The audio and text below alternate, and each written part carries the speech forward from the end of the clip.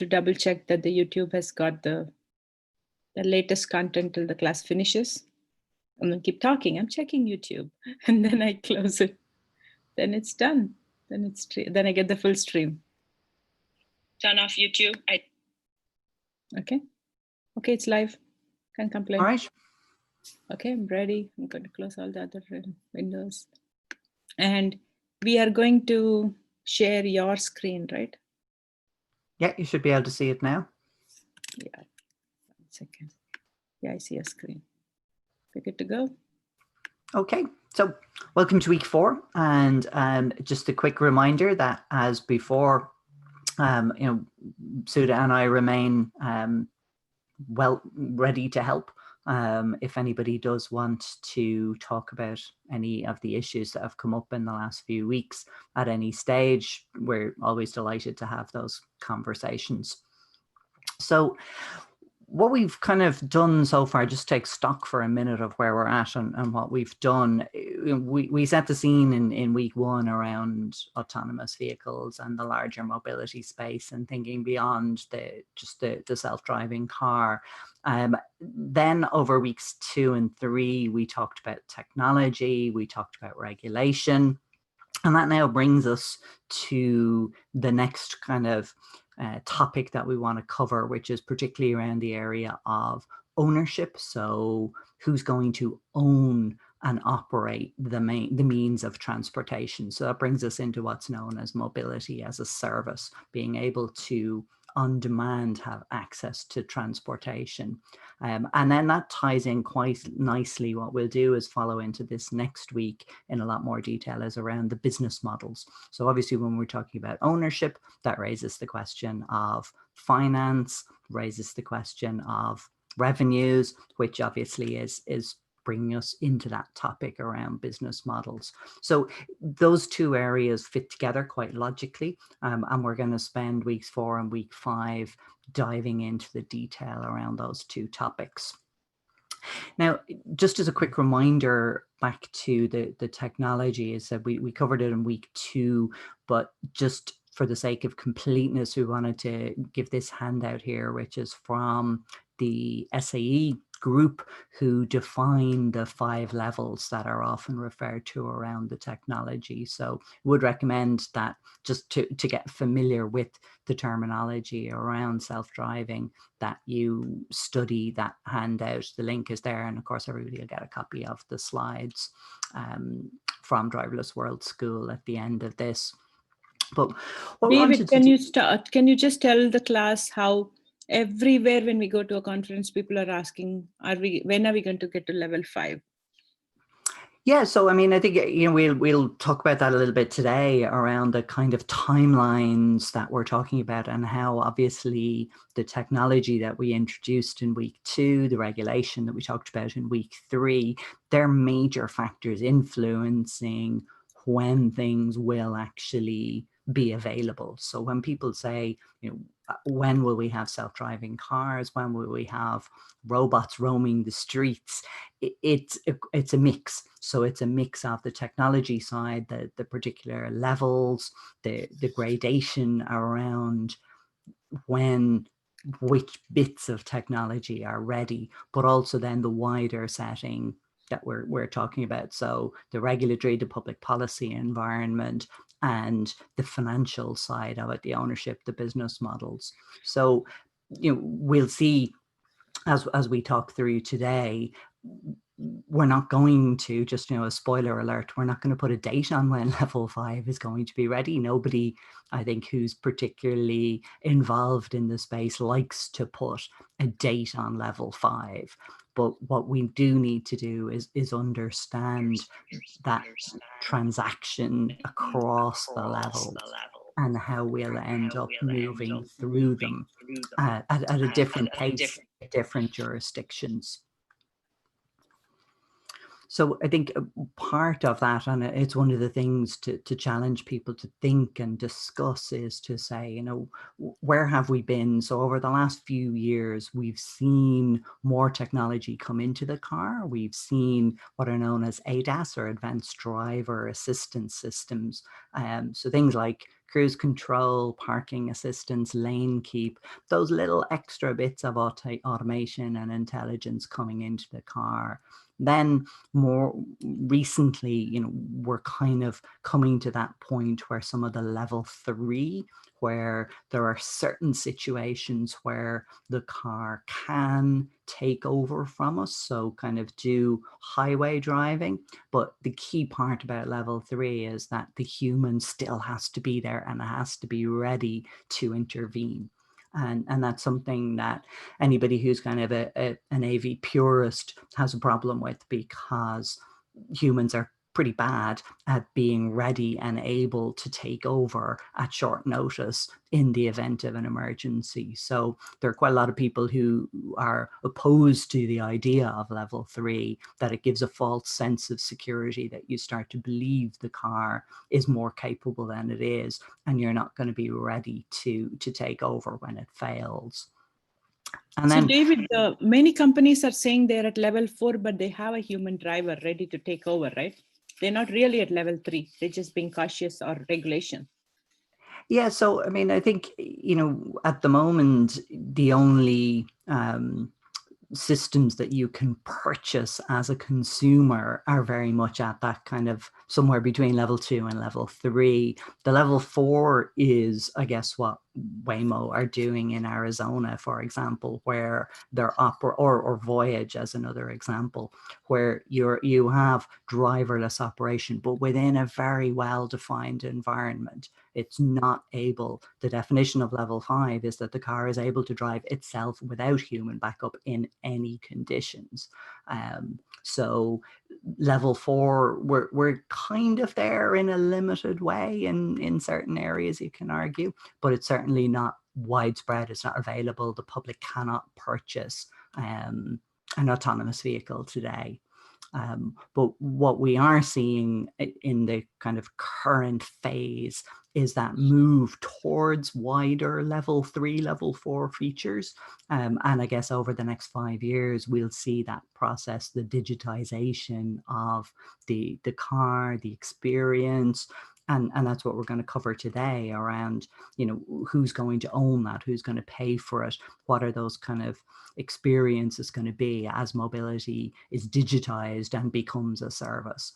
And then finally, you know, in whatever time zone we think what we'll get towards that full autonomy and potentially a full ownership shift, but that's going to take a long time. And that's something I want to spend a bit of time talking about today is, you know, what is the relationship? What's the different pace between the technology versus the readiness of people to move to mobility as a service? Are they willing to give up ownership of the car? That doesn't automatically happen the day that we have level 5 or even full level 4 technologies available. So, you know, you'll see, as per the slightly fuzzy graphic on the left there, you'll see all of these kind of timelines being published every now and then by industry publications, collating the various press releases from the various manufacturers and other operators in the space who are saying, you know, oh, we'll do this in 2021, we'll have it in 2022. Other companies saying, oh, we're a bit more realistic, we think it'll be 2025.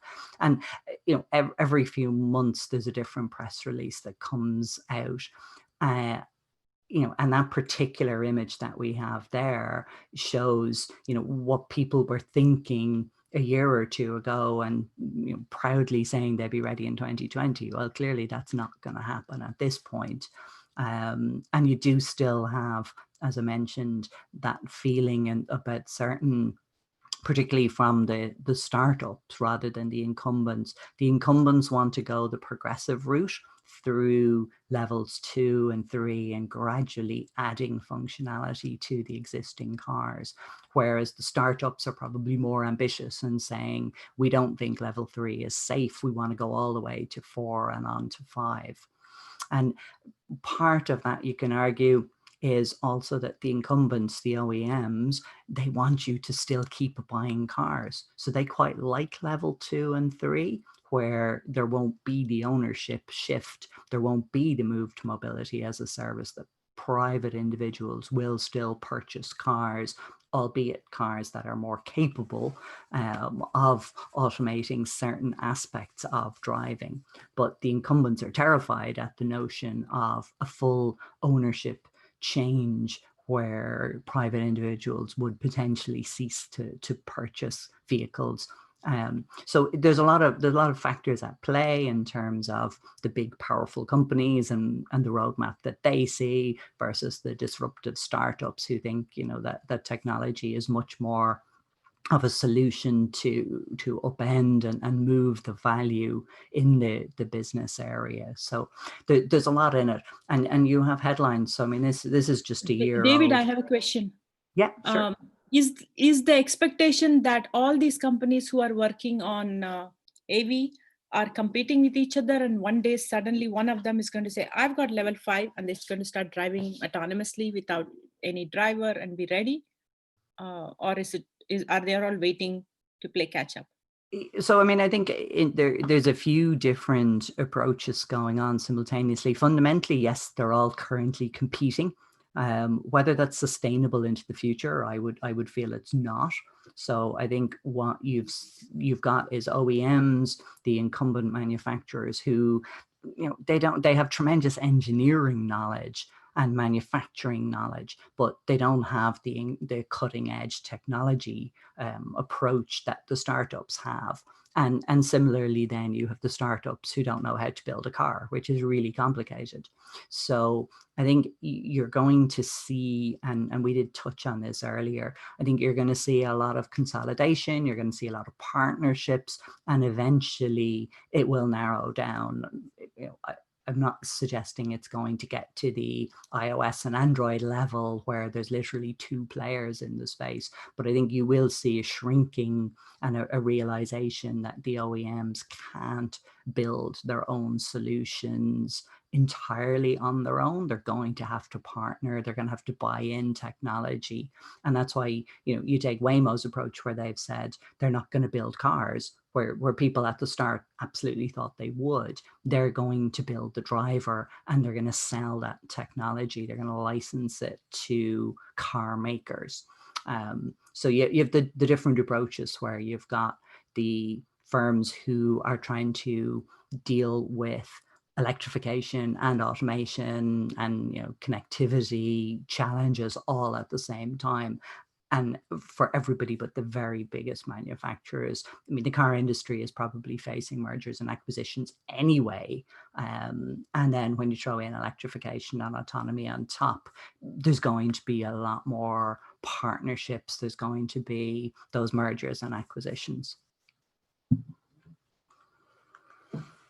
So I think in terms of ownership, you've got, I like this article from the New York Times last year, slightly provocative, where their well-known technology correspondent kind of said, look, you know, from an ownership point of view, if you follow it to its logical conclusion, autonomous cars will not be privately owned, and therefore eventually owning a car will be the same as 100 years ago, that shift away from where everybody owned a horse. Now, I think, you know, it's partly provocative, it's partly an opinion piece to challenge people. But if you zoom in on it and say, well, what does soon mean? If soon means 10 years, then that's possibly a valid timeline to think about it. If you think soon means next year, probably not the right interpretation of the word soon. But the emphasis on ownership is definitely an interesting piece out of that article, to say, you know, are people going to give up ownership of their cars? or potentially is this going to be about 2-car families becoming a 1-car family, which is a huge shift. You know, if you're one of the car manufacturers, that's a pretty terrifying notion that your 2-car family becomes a 1-car family and your market has shrunk. So the ownership and the business model piece is a crucial element, alongside, as we spoke about in week 2, the technology, in week 3, the regulation piece. How people will pay for their mobility into the future is something you can't ignore when you're talking about autonomous vehicles. And David, you Alexander has a question. He's asking, yeah. LiDAR sensors Sure. aren't just for self-driving cars anymore. What's your opinion about future of LiDAR? So I think on LiDAR, my view is at the moment, it is better to have more sensors than less sensors as the technology matures. I don't disagree with people who say at some point in the future, camera technology may be good enough to operate on its own. I would believe that at the moment it's not. I would want my self-driving car to have LiDAR, radar, sonar, camera, every conceivable sensor available to make sure that the autonomous driver, that software, it has every input it can to become the best driver possible. And then we could work back and start removing sensors and making it more economical, more streamlined. But for now, for me, cameras aren't good enough on their own. You need LiDAR. It works better in certain conditions. In some conditions, it's worse than cameras, but combined, for me, they make the best potential inputs, the best overall view for the car to navigate around, giving it all the information you can. And I think LiDAR was always a bit of a consideration in terms of cost, where, you know, when the LiDAR units were $75,000 and they cost more than the car, clearly it was a business imperative to change that. And as LiDARs now cost, you know, maybe $5,000, it's much less of a concern to the business models, as we're going to talk about. You know, the cost of the car, the autonomous car, will come down as the volume goes up and the technology improves. So I'm a big fan of LiDAR for now. Whether LiDAR will persist in 20 years' time, I think is hard to say. But I don't see a reason to rush taking LiDAR out of the picture. I've actually played with some cheap LiDARs that you get these days. Yeah. But you don't get that quality. You don't get that, you know, much distance you can cover all around the car. You still need the expensive one. But if somebody wants to play with it, I have one of those you can get from $20 online on Amazon. And you can just try what it looks like to, you know, to have the AV experience. Yeah, I mean, there's some great, what you might call hobby LiDARs meant for little robotic kits. And I think, you know, LiDAR makes an awful lot of sense in some of the non-car scenarios we've talked about. You know, if you're a little robot navigating a dark warehouse where cameras can't see, LiDAR is terrific. So as the cost of LiDAR units comes down, the quality goes up. You know, the quality of LiDAR, even in the last 3, 4, 5 years, it hasn't just been that the cost has diminished dramatically. The quality of the output that they give has improved drastically as well. So I think LiDAR is a fascinating technology. We could probably talk about it all day in terms of where else LiDAR might end up. And I think LiDAR is going to be one of the gifts of the self-driving world to the rest of the world. And you're going to see LiDAR appearing in all kinds of scenarios that you would never have imagined, as it drives down the cost. And, you know, I would imagine in 2, 3 years' time, LiDAR will be less than $1,000 for an amazing quality one, and therefore could be included in a whole range of other potential use cases, from robotics to who knows what. So I think LiDAR is going to be an interesting side effect all the focus of self-driving cars on improving LiDAR is going to give us that dividend of LiDAR for use across all different industries. So just in terms of the timeline, again, this is quite a crowded diagram, but the link is in the slides when you download the pack after class. This is just an extract that I took from the Regional Planning Authority, who look after the greater New York and New Jersey area. And I thought what was interesting to me was how planners are looking at ownership shifts. And they're kind of saying, how is this going to change our fleet? So how is the whole transport fleet going to change? Who owns it? Is it going to be city owned? Is it going to be privately owned? Is it going to be individually owned? And the time frame, I think, is fascinating that they're looking at, where as planners, they're kind of saying, you know, we need to be looking out to 2040 and beyond as to getting ready for this, and how all of the changes, the technology, the regulation, the ownership, how all those changes will manifest across an area like New York, New Jersey, that's extremely difficult. So I'd recommend, if you want, have a quick read through that report. That's just a summary graphic they produced of where they were thinking, and they're producing an updated version of this report on an annual or semi-annual basis. So it's quite an interesting. Yeah. David, is it accurate to say that everybody, though they have competing business in the space, there is general consensus that ownership is going to shift? I don't think so. I think there's a degree of uncertainty, and I guess that's something we can debate over the next kind of 20 minutes or so, is to say, you've got the car companies who don't believe. Now, whether that's a public position or a genuine position, maybe you can decide, but you've car companies who think it's not going to change. They don't want it to change. They want people to continue purchasing privately owned and operated vehicles. And then you have, I guess, some of the policy people, the cities, who are a little bit more skeptical, who are like, yeah, it might happen, but it's not going to happen in my lifetime. And then you have the advocates who are saying, you know, we need this to happen from a climate point of view, from an efficiency point of view. We've got to have mobility as a service and get away from that old world, the old cliche of, you know, privately owned cars sitting idle for 80-90% of their time when other people need mobility, and whether we can make things more efficient. So I wouldn't say there's a consensus. I think there's a debate, and you've got the different sides of it pushing their particular agendas, their particular interests. But I think we will probably get towards a consensus where people think it's going to change. Nobody can agree the extent of the change and the timing of the change, but I think everyone agrees there will be a change, if that makes sense.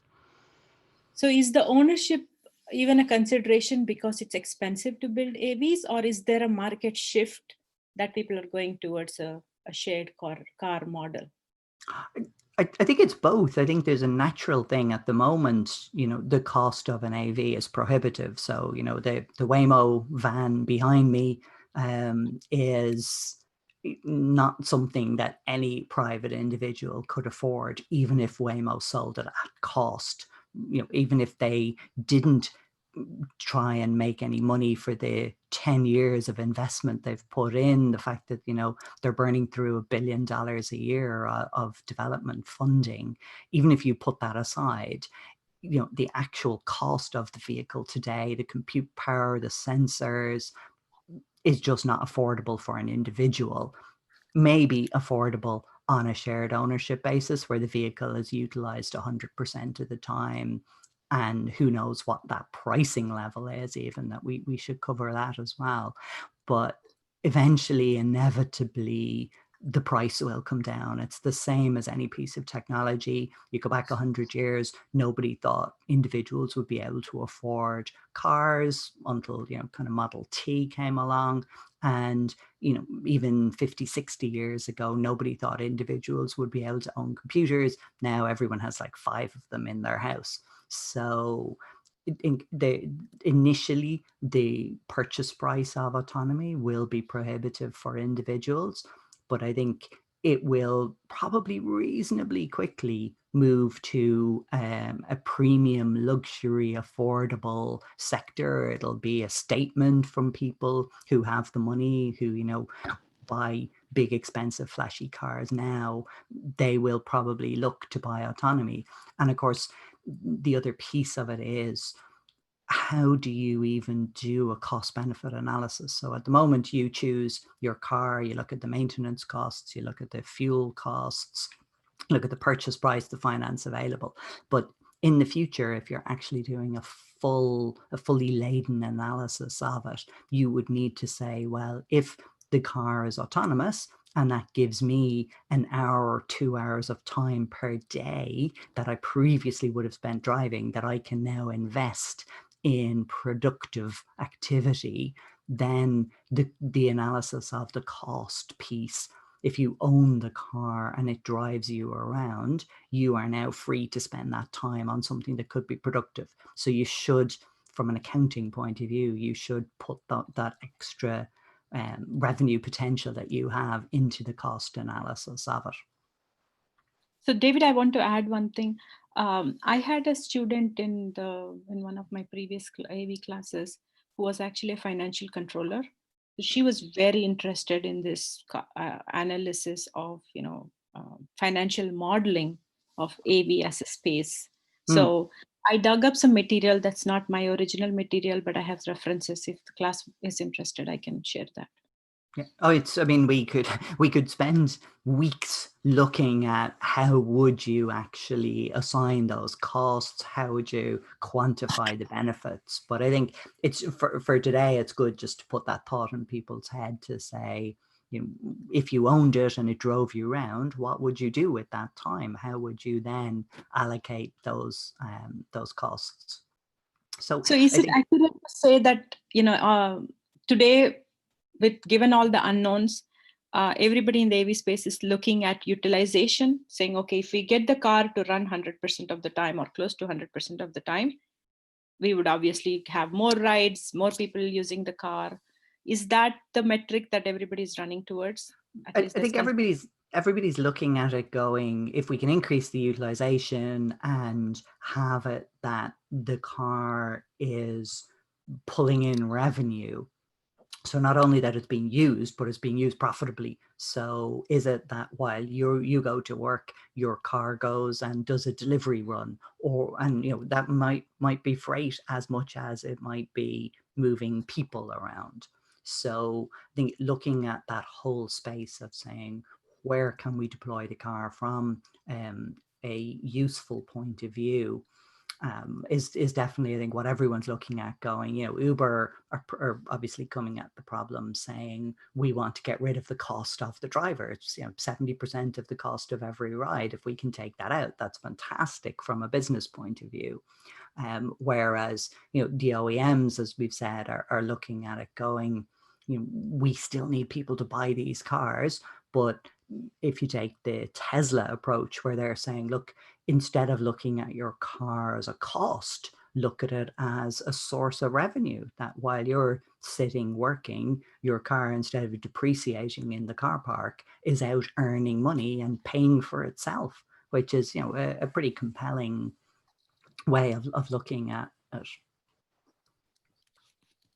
So yeah, I think Uber, I think it came from Uber or Lyft. They want to bring the cost down to $1 per mile, and they can do that only when it's autonomous. Yeah, I mean, paying a human to drive the car is really expensive. So, and particularly, if gas costs are coming down as we move towards electric, as the complexity of the vehicle comes down for electric compared to combustion engines, there's an awful lot of potential. I think all the accountants see over the coming years, even autonomy aside, they see a lot of ways of reducing the cost. The bill of materials for a car should be coming down, and so should the operating costs. But that real tough nut to crack is the human behind the wheel and the costs for them.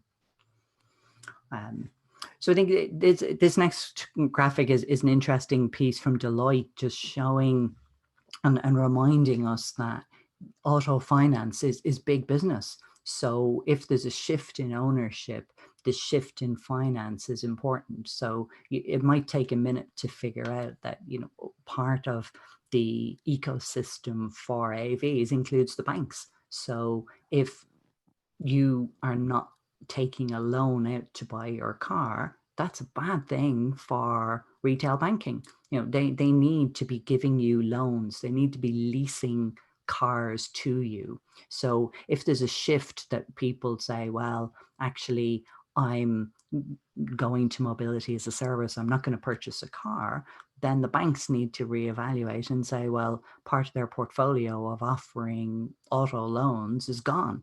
So I think it's just an interesting piece of analysis from Deloitte there, looking at it to say what happens, what potential future states are there where owner, driver, personal changes to shared autonomous, how does that impact on their business model as a bank and as a provider, a lender of funds to purchase cars. And I think, you know, one of the things we said we talk about today a lot is timing. So this is what Morgan Stanley, and I think it's interesting, you know, we're pulling in graphs from Morgan Stanley, we're pulling in graphs from Deloitte. We could have pulled them in from EY and Accenture and that as well. You know, all of the big analytics people are looking at these questions. It's not necessarily that they would normally spend a lot of time looking at transport. It will be seen, I guess, as a fairly boring, fairly staid sector over the last few decades. But the change now is something that's caught a lot of attention as people start analyzing the ownership, the business models, the stuff we're talking about. And I think what's interesting about, just draw your attention on this graph to the axis where, you know, it's only going up to 30%. And so, you know, they're breaking a few rules here in terms of presenting information and making it, everyone always assumes that the axis goes up to 100, but it doesn't. So they're kind of saying, even over the next 10 years, there are the movements that they're predicting. And over that kind of next decade, what proportion is going to move to shared mobility globally, and how is that going to vary by geography. So I think, you know, the piece in terms of ownerships, the shifts, the timings, the costs, there's a few pieces, a few moving parts here to get our head around on a line and say, you know, even if over the next 5 years, autonomous vehicles get to widespread level 4, you know, where they can reliably drive themselves without human intervention in a controlled area, even if that happens, we're not done. That just doesn't suddenly magically flip a switch where ownership changes.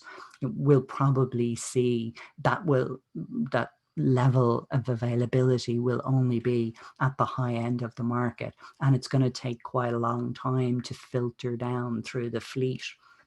And it may well be that moderate and low income households will continue, they will have to continue looking at human ownership and operation individually rather than moving to it. Or, as Sudha said, you know, if Uber got their cost per mile down to $1, would there be a wholesale shift to mobility as a service and saying, look, I'm not going to own a car because I know for $1 a mile I can have access to an autonomous service. So they're the kind of factors that are all at play. And just, you know, what this graph shows, so the next couple of slides are taken from a very good report I'd highly recommend everybody takes the time. It's about a 30-40 page document from a think tank in Canada, Victoria Transport.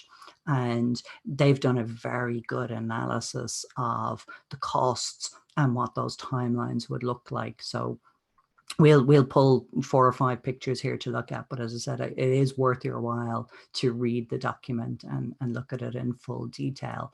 But they go through and compare the human driven costs versus the shared costs versus transit versus an autonomous car versus an autonomous taxi. So, whether it's individually owned or shared ride service. And if you look at the dollar per mile costs, and until those graphs change, that will affect people's perception. So even if they want to move away from human-driven individual ownership, until the costs make sense, people won't. And this graph, I think, is quite interesting because, again, I just draw your attention first off to the y-axis and look and go, what percentages, what timelines are we covering?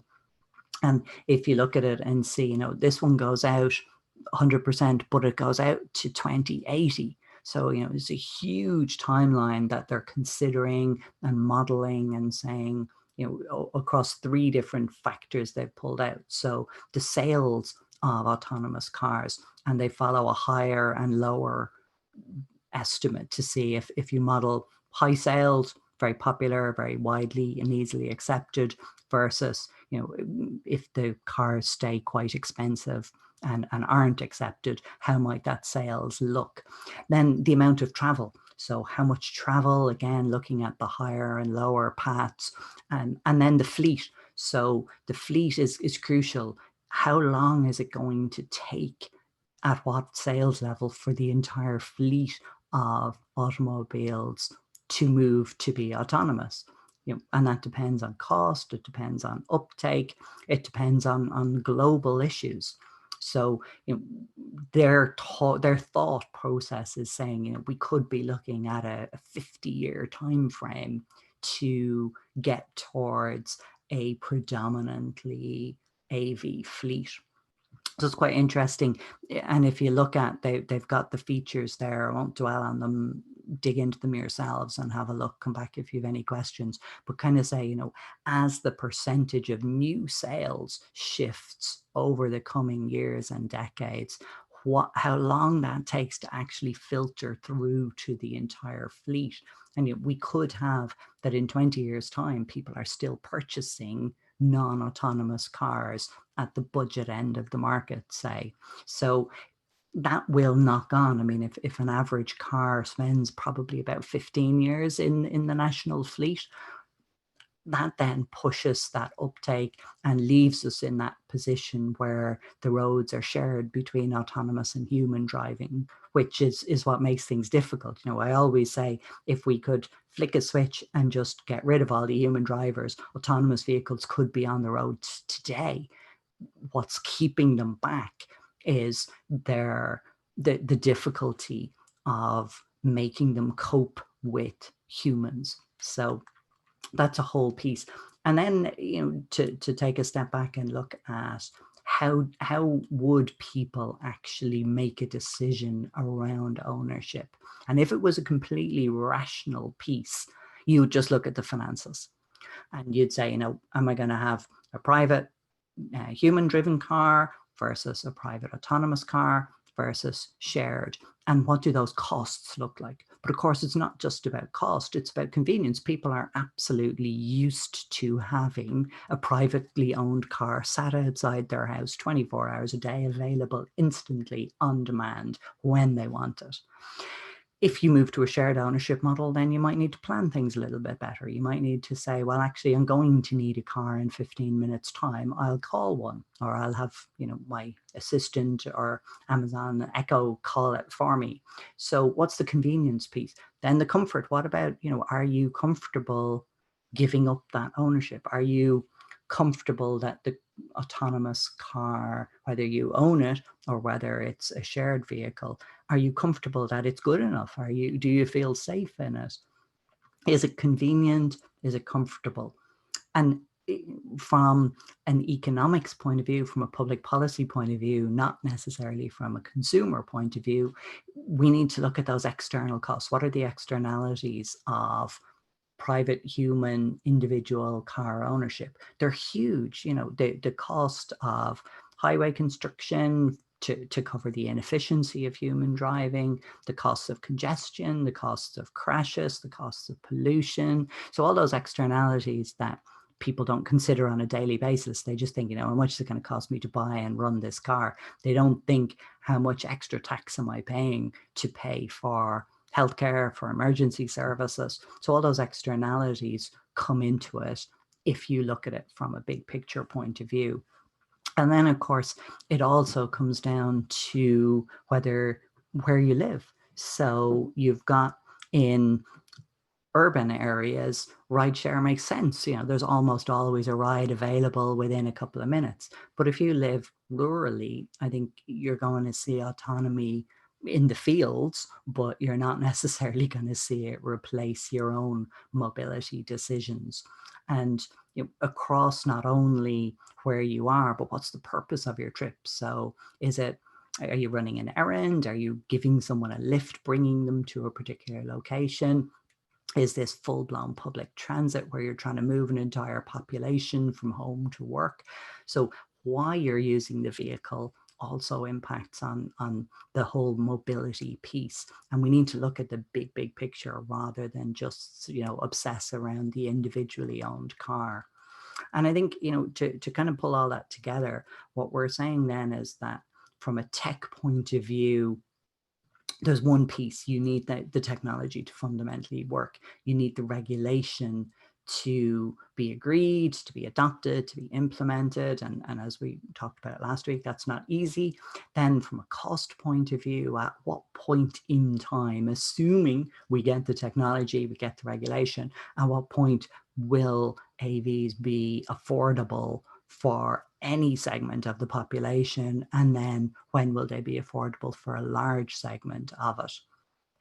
What will the policies be? So kind of tied into the regulation side, but also then the public policies. So will policymakers push people towards changing that, shifting that ownership model and saying, give up your car, we will incentivize you to give up your car and move to a dependency on a shared model? Or will the vested interests say, we're just going to keep on, building houses with parking minimums to encourage ownership? Because that's the way, an awful lot of people, particularly in the US, live in a community that has been designed around the privately owned automobile. So, out of town shopping malls make no sense if people don't own cars to go to them. So the whole policy piece has a big bearing on if and when this ownership will change, as much as the individuals. So you can't make people do things they don't want to do very easily. So if people feel that AVs aren't safe, or they feel they're too expensive, or they feel they're compromising their privacy, they will resist. They will say, no, I'm not going to give up my car. I want that independence that it gives me, or whatever feeling they have. So that's kind of the thoughts for the day around the ownership shift and how mobility as a service may or may not come to pass, when it may or may not come to pass. And I'll hand over now for the last 10 minutes to Suda to pull us back towards the world of OEMs and onwards then for next week towards business models. Thank you, David. Does anybody have a question? I've been furiously typing in the chat because this has been very informative. Okay. David, should I switch to presenting? So you don't need to be presenting for me. Yeah, is that all right? I'm so glad Mr. Verga could come back. Okay, here. Okay, let me share my screen.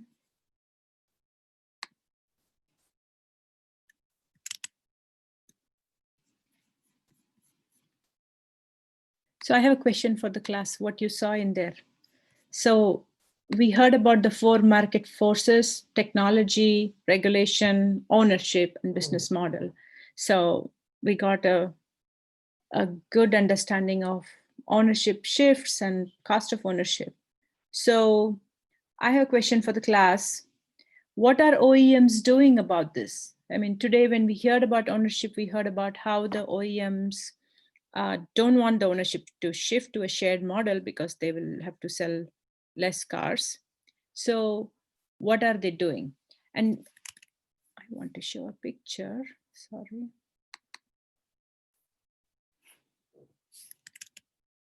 I thought the screen was showing the picture that you were showing, David.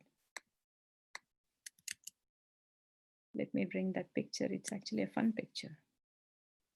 So all along when David was talking, you heard about various different OEMs perspective out there, not explicitly or what any particular OEM is doing. So let me go to full presentation mode. You're able to see me, right? See the whole screen, right? Okay. Yep. So here's a picture, and it's a real vehicle made by an OEM. And the clue is that they called it a carry or a carry. And this was actually shown as a prototype in CES, I want to say 3 years back, in 2017, I think. So what do you think this vehicle is doing? This actually is like a Roomba. It's actually a round autonomous vehicle, and a person can climb up on it and learn to navigate. So they move their body forward, it starts moving. So it's like a, like a ski lift. You can, like you're skiing, with your skis, you can learn to make it start or stop or continue on, and you can move. So this is a vehicle called a personal mobility vehicle. And this carry came from Ford. Similar to this, there is one from Honda, which looks like a chair, and you sit on it and it moves you around. And as the name suggests, obviously they're trying to figure out the business model for it. So if they give a personal mobility vehicle, so the whole thinking was people don't want this big, huge cars, but they're still going to own individual vehicles, and they respect their freedom and privacy, like David said, then they would buy potentially one of these, and they wanted to test them out. And the thinking was the persona of the person who's doing this might be a bicyclist, might be a person who does not want to drive a car all the time and spend on parking, might use this when they go shopping. And so they came with the name carry because one of the other option was the person could be in a bike and they could load their shopping onto this. So that is why it's a carry. And they put the stuff in here and let it run.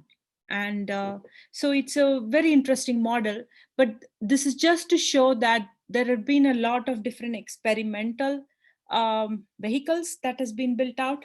And other than that, this whole shared mobility that we've been talking about, there's been a lot of companies being invested by OEMs, companies which are bought by OEMs, and the OEMs actually own, the divisions which are testing out innovations. So the OEMs are equally in the game in creating AV tech, in testing out the business models.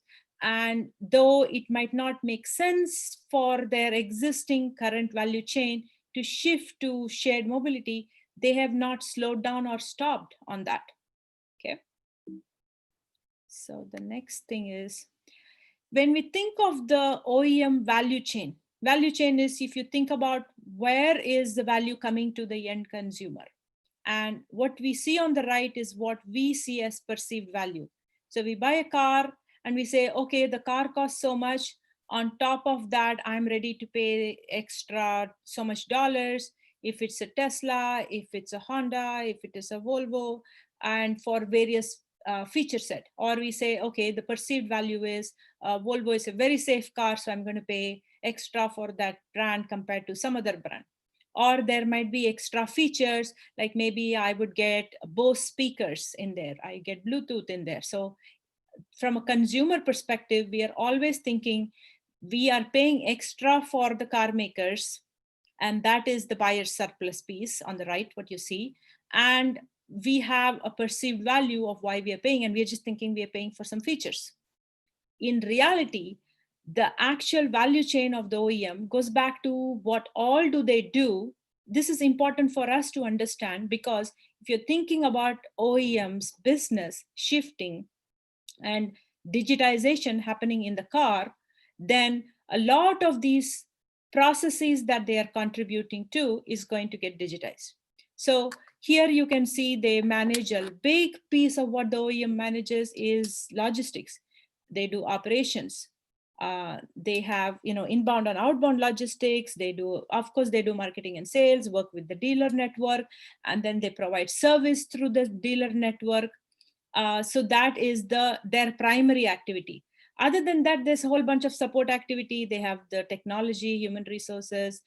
They do training. Every time a new model comes in, they give training for the dealers. There's a whole set of that stack. So for every one of them has some margin, which is how they have their value chain. And this actually came to me from Kyle Columbus, who spoke in my Stanford class when he was working at the Mercedes Innovation Center. So it is good for us to just shift our thinking from just being consumers to think about the business from a business point of view. Again, you could be working with an OEM saying, next week we are talking about this. Actually, this Wednesday we're talking about digital twin, and then the next Thursday class we are talking about digital twins. And we think about digital twin, and you might be a technology player in there, providing the hardware for the digital twin or the mobility for the digital twin. Or you might be doing anything in terms of creating value using data in the car. So it's important to understand where is the value chain of the car maker from their point of view, not a consumer point of view. We need to shift out of that consumer mindset if we need to understand this space as a business. This is slightly dated, but still very legitimate. This came from McKinsey from their report, where they estimated what is going to be the market size of car generated data. So there is a lot of talk about we are going to get value from the data from the car. The car has become connected on its path to become autonomous. And I love this date 2030 because that is my magical date of prediction, where we are going to have autonomous vehicles as mainstream. So if you look here, they have come up with an estimated growth, and they basically said, okay, it's going. Yes. Can you just move on the slide? We can't see the one you're talking about. Oh, you don't see this one? No, sure. Now, okay, no, it's okay. Okay, thank you. Thank you, David. Thank you, Alexander. So this is a slide from McKinsey where they basically estimated what is going to be the market size in terms of dollars, and focused on the data from the car. And there is consensus that because the car gets connected, there is so much data in the car, and that can be monetized, and there is value to be created. So that could be even the shared mobility. When we say shared mobility, if you think about it, when you're in a BlaBlaCar or Uber or Lyft, they have so much data on where is the demand for a ride and where are the riders, right? Where are the riders and where are the drivers? And they match that. And that disintermediation is where they're creating value for themselves, right? As Uber or Lyft, and they're transferring some of that value to the consumer, saying, okay, I'm going to get you a car right now. And that is the shared mobility piece where there is data sitting in the car. So there is a lot more explicit thing we can think about. Data in the car is going to create value by creating experiences, could be given to insurance companies for improving the risk reduction. There's a whole bunch of other possibilities, and we will discuss more about business models, not just from data, but a lot focused on data next week. But what I want you to get from this slide is the size of the market and how there is a shift that instead of one-time vehicle sale, there's going to be one-time vehicle sale, but there is going to be a whole aftermarket based on shared mobility. What David was talking about, ownership shift, is going to lead to the car being shared, increasing the efficiency of that utilization. And David said a very beautiful point. I've heard about from so many different OEMs talk about utilization, meaning they want the car to be running 100% of the time. And David said that very beautifully, saying it is not just utilization that it is running, but running the car means revenue. And so it is running to do a ride share ride, or it is going to be doing car sharing, or the car is going to go self park for somebody. So there's a lot of possibilities, and somebody's going to pay for all of that mobility. And that is why shared mobility utilization becomes value for somebody, which translates to revenue. They figure out the business model, right? So I just want you to understand that the shift that from the one-time vehicle sale is going to be augmented with this extra revenue sources that comes from some kind of shared mobility, some kind of value that's created from the data enabled services. And we will revisit this next week. Okay. Are you able to see the next slide now?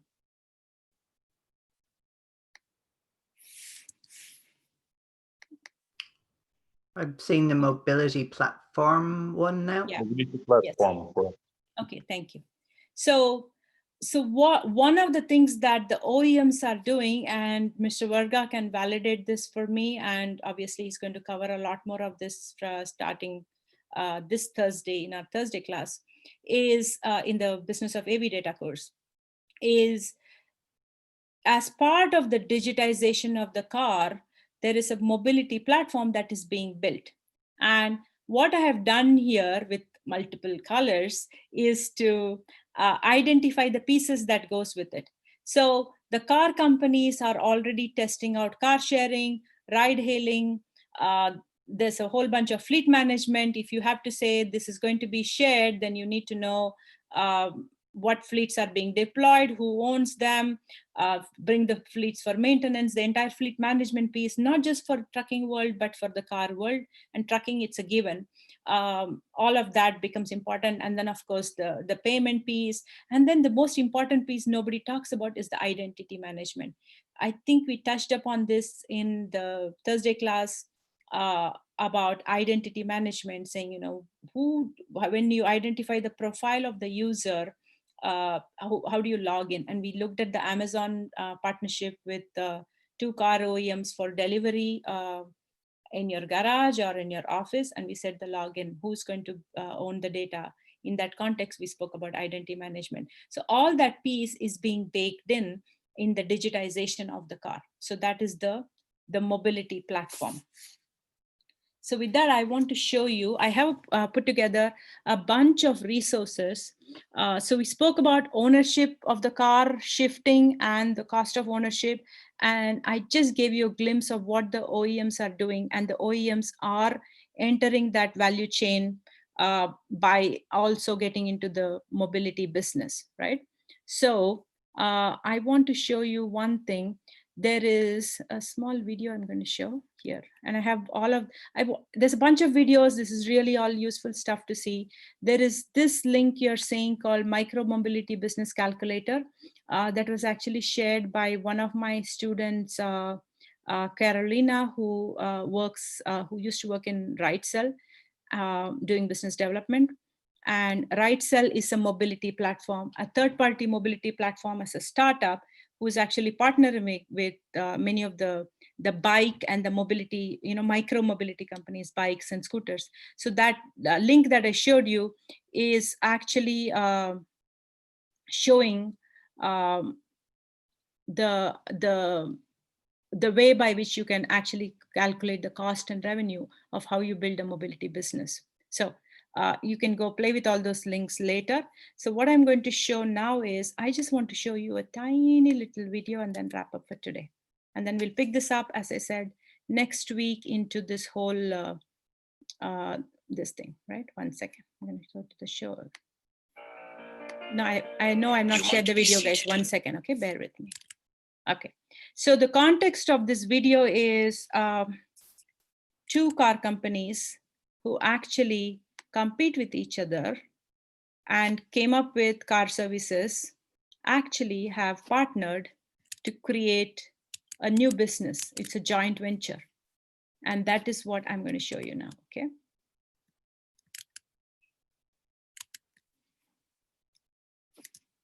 Share screen.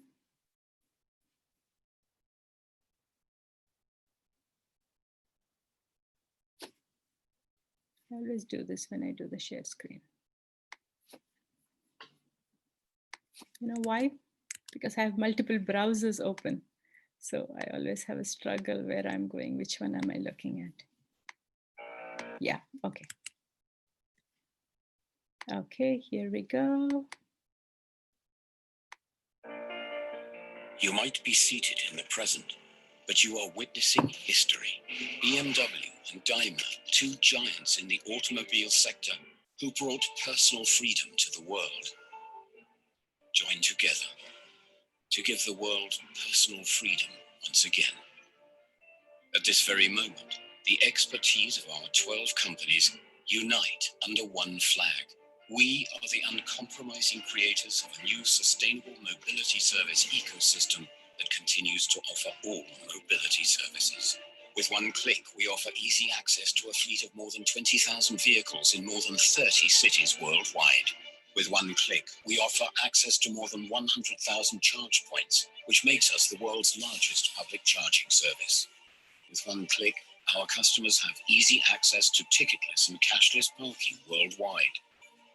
With one click, we give you access to a mobility as a service platform with Mobility Budget.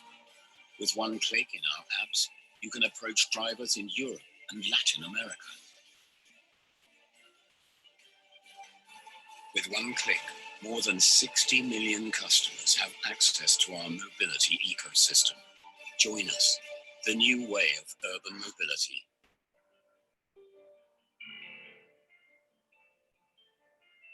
Your personal freedom now. So if you look at it, it's called Free Now, Share Now, Reach Now, Park Now, and Charge Now. So they basically combined all parts of mobility services, and they're offering them in under various different brands. All the different brands you saw that comes from this joint venture.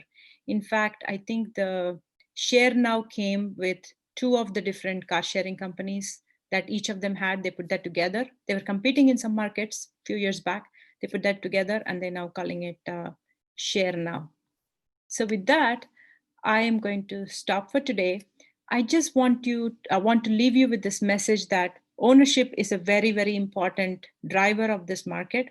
And within that, it's important to know that it's not just the rideshare companies who are doing it, or it is not just the AV companies who are building the tech and talking about robo-taxis.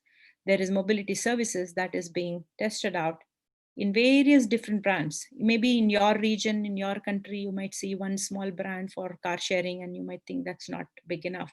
But the OEMs are in it. All the OEMs are in it, testing out the ride sharing, car sharing, the charging, parking, all of those part of mobility services. And we're not even talking about mobility services that comes from data, which we will be talking about soon. So with that, I want to wrap up. And are there any last minute questions, or we can close out for today? Okay. Thanks, everybody. And Thanks, we'll Suha. see. Thanks again. Very nice presentation. Amazing thing. Thank you. Thank you. And thank you, David. Thanks, David. Thanks, Sudha. Thanks, David.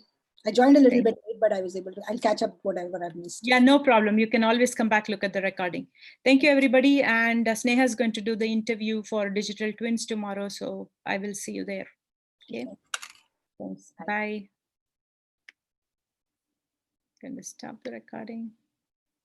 Okay. And let me go check the live stream on YouTube that it is working fine before I close out. And then I will be good.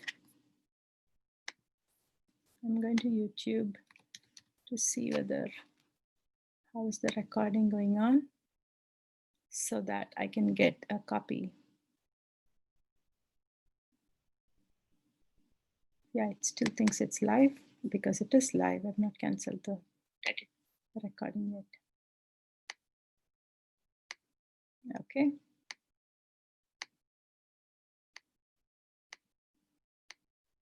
This was a fun class, guys. Thank you, everybody. Comes from data, which we will be talking about soon. So with that, I want to wrap up. Okay. I just double check that the YouTube recording is fine. And I'm going to stop the stream. Thank you, everybody. Bye.